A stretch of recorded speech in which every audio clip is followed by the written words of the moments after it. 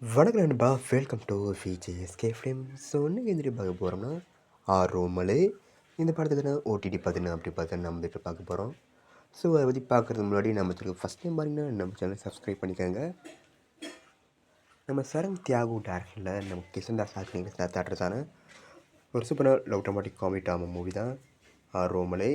So இந்த படத்துக்கு எதிர்பார்ப்பு ஃபேன்ஸ் பற்றி நிறைய சொல்லலாம். அந்த படத்துக்கான ஸ்டார் காஸ்ட்டு பார்த்திங்கன்னா நம்ம கிஷன்தாஸ், ஹர்ஷத் கான், மேகா ஆகாஷ், விடிவி கணேஷ், சந்தான பாரதி, நம்ரிதா எம்பி மற்றும் பல தமிழ் ஸ்டார் காஸ்ட் எதிர்பார்த்து எழுதியிருக்காங்க. ஸோ படம் தயாரிப்பு வேறு லெஃப்டாச்சு தரமான படம்.